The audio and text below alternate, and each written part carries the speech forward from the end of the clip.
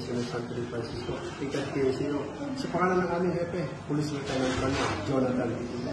Samahan niyo po kami dito sa Academy Deo Pavente para magbahagi sa ating mga estudyante ng Drug Awareness Campaign, anti-bullying, ganun din po anti-smoking vaping campaign.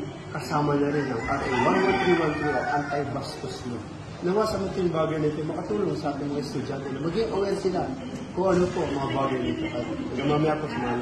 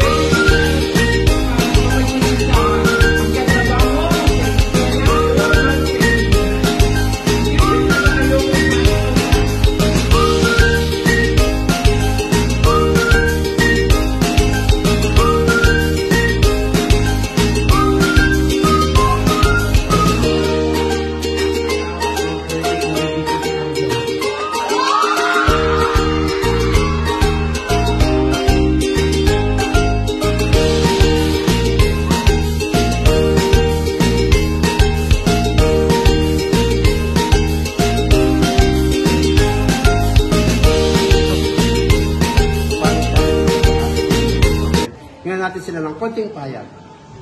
Mga mahal namin guro, ano pong may important nyo sa ginawa natin awareness campaign dito po sa Academy Deo Pavente? Ako bilang guro ng Academy Deo Pavente, siyempre dito po ako na nagkakaroon tayo ng campaign for the awareness since yung mga kabataan na mas mulat na sila sa mga situations or issues na ganyan, dapat mas alam nila kung ano yung gagawin and mas alam nila kung paano i-handle yung situation if ever mapasok sila sa ganong situation na, for example, since bata na sila, curiosity is part of their life and part of the stage of growing up.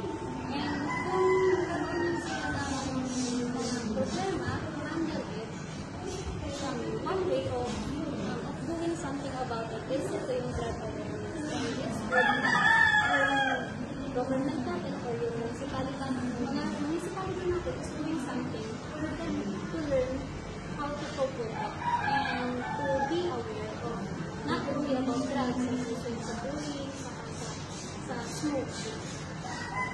Kaya po ma'am. Siyempre maraming salamat po sa inyo dahil siyempre ginagamit po natin yung compassion natin para ma-share natin sa mga kabataan ngayon kung ano yung tungkol sa communication or paggamit ng bawal ito. At syempre, yung pamubuli.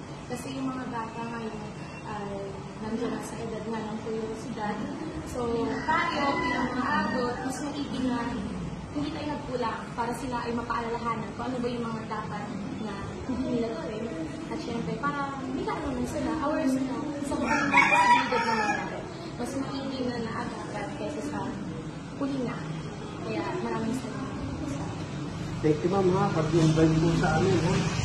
Anytime naman, magsabi lang po kayo kung may kaya kami bahagi para sa ating mga estudyante. Dito lang. Thank you po. Hanggang mamaya po. Nasaksiyan ninyo ang ating pagbabahagi dito po sa Academy Deo Pavente ng ating mga awareness campaign. Ito po ay naglalayon tayo para hindi lang sa kanila, sa lahat po ng estudyante na mamulat sila kung ano po sa mga epekto nito yung pabawal na gamot at iba pang mga bagay-bagay para maging mulat sila sa katotohanan.